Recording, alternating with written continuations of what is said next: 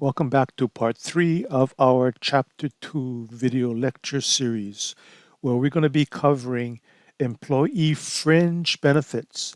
Just because you hear the term fringe benefits, that doesn't make the benefit tax-free. There are some benefits that are taxable and some that are tax-free. Let's take a look at our W-2 form again. If the benefit is taxable, it should be already included here in box 1 with the regular wage or salary of our employee. One of the good benefits, of course, is to be covered with an employer retirement plan. So you'll see this box checked off here in this section 13. These other boxes here, if the employee gets paid sick pay, and the sick pay is paid by typically an insurance company here called third party, this box would be checked off, and you would see the name of the insurance company up here versus the employer's name.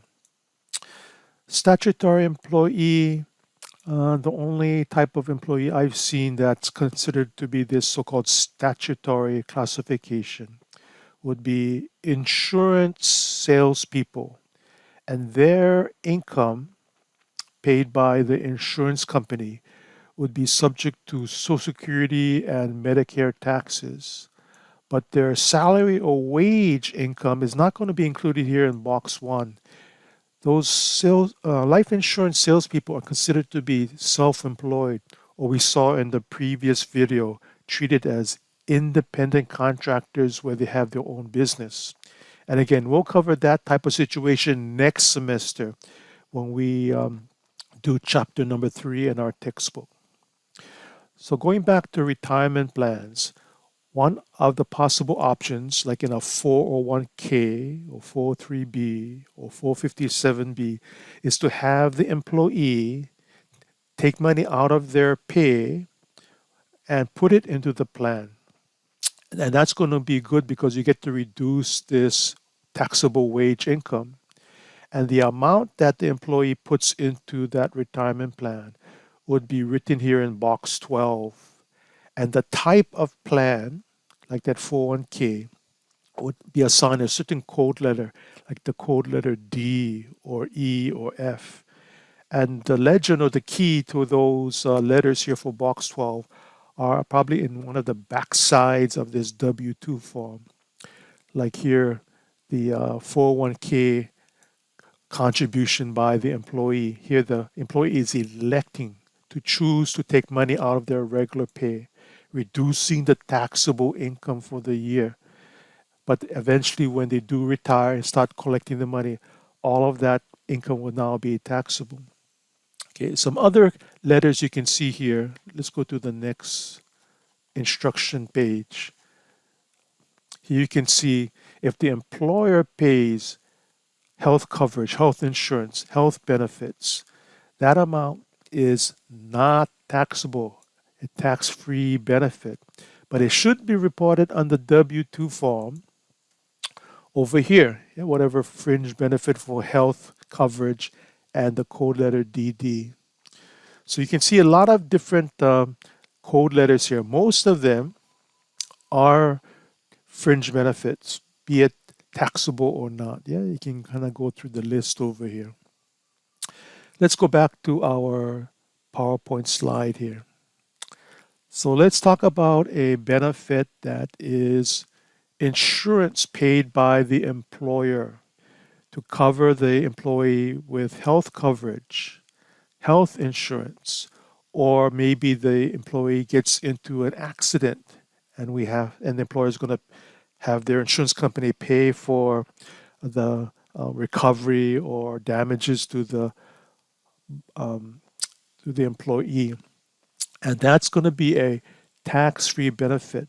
The coverage, the cost of the insurance, we call that premium. Again, that's a tax-free benefit to the employee. And when the insurance company pays for the medical costs, that payment is also tax-free to our employee.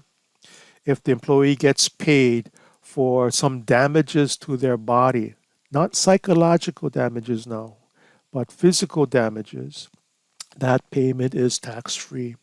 We'll talk about casualty insurance like hurricane damage or fire damage to property in a future chapter. But here we're talking about insurance coverage on a person, yeah, physical injury. Um, we may call this workers' compensation insurance. If the taxpayer receives this type of insurance, usually it's tax free.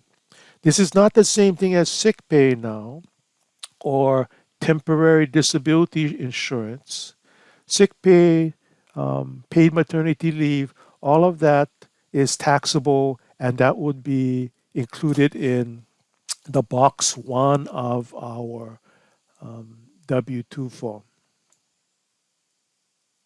Okay, so that's health and accident insurance. Let's talk about the employer paying for meals of the employee or a housing or lodging costs. The general rule is that these costs are tax free if it's for the convenience of the employer, not the employee. The employer wants to promote the employees to stay on the business site, the business premises. Here it mentions they don't want them to go away for a long lunch hour in case of emergencies. As long as the cost of the meals or the discounted meals or free meals are for meals on site of the business, then generally it's tax free. If you give your employees a meal allowance and they can go off campus or off site and eat, that's not tax free. Here they mentions also lodging could be tax free. You want your employees to sleep over at the business site or the work location. The typical example people use is firefighters. The firefighters have to stay, have to live at the fire station. Okay, you don't want them to go home and then come back in case of an emergency, right? So the lodging costs for them, because it's a convenience for the employer's mission, employer's objectives, should be tax free. We talked about the flexible spending accounts in the previous video, where you can have the employees save, taking money out of their paycheck, reducing what's taxable for dependent care. You can see there's a dollar limit here, an annual dollar limit for healthcare costs that is not covered by the health insurance. Again, we call that possibly deductible cost that the employee has to pay. Again, an annual dollar limit. And these amounts that are withheld have to be spent, have to be reimbursed for qualifying costs to the employee, um, usually for services provided during the year. There's a grace period here on the next slide. You can see possibly 2.5 months after the year's over, you still can reimburse the employee. Or if you have a little bit left over here, they mentioned you can possibly carry this over to next year.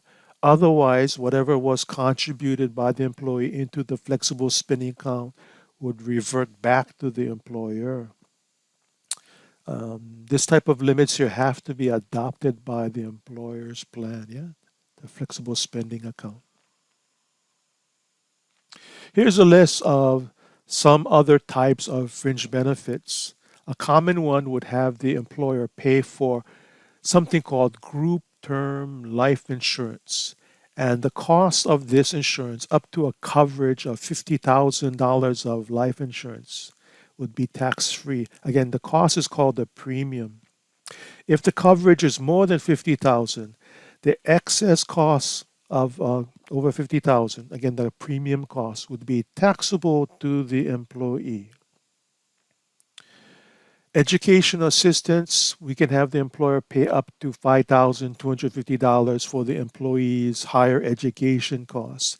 And that education doesn't have to be business related, could be for any type of degree.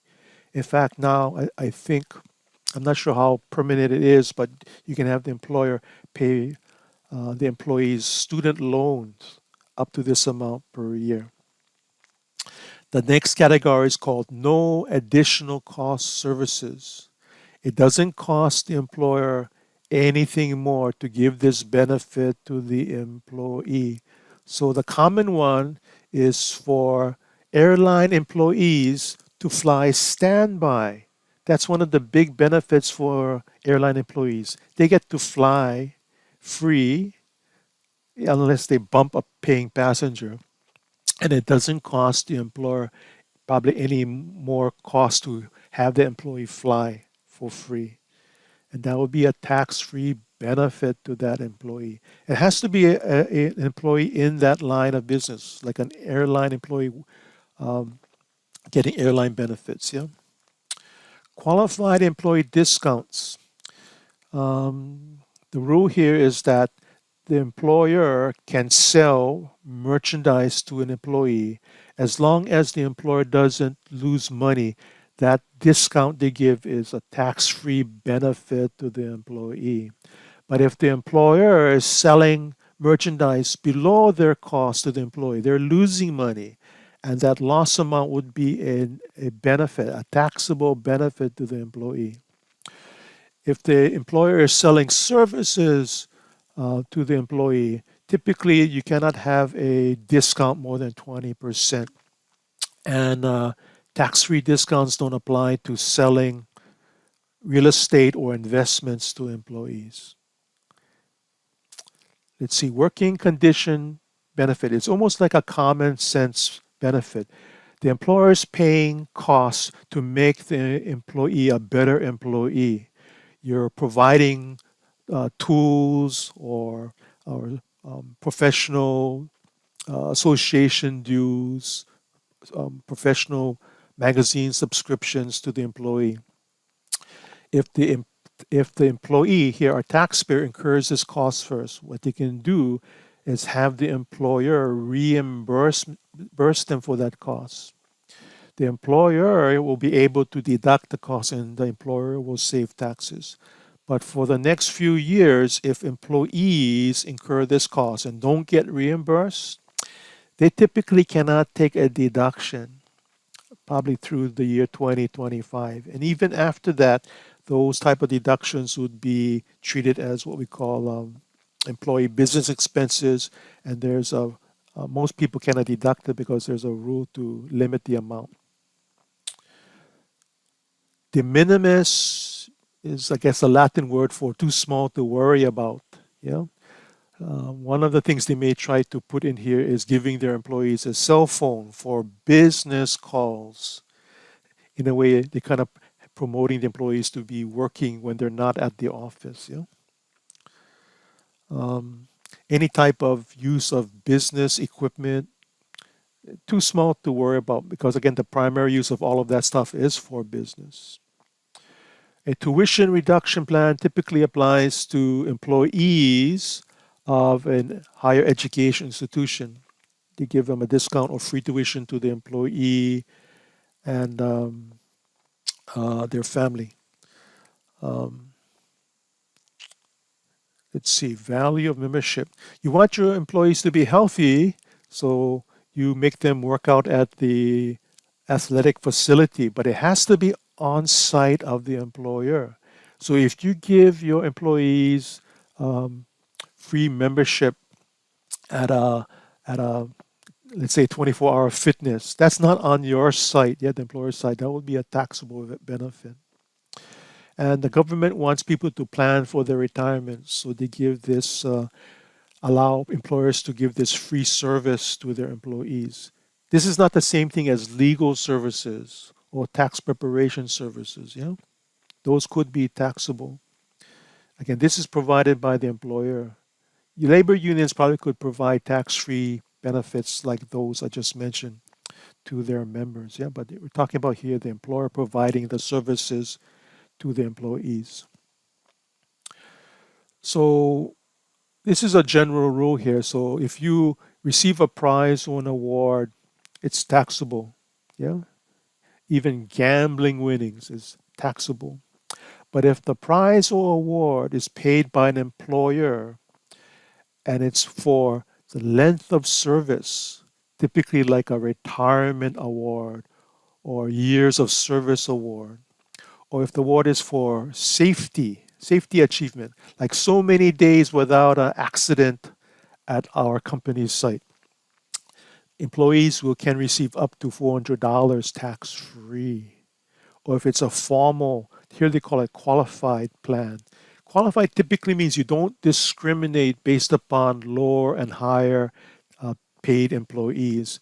The amount can be up to $1,600. The thing is, this cannot be cash.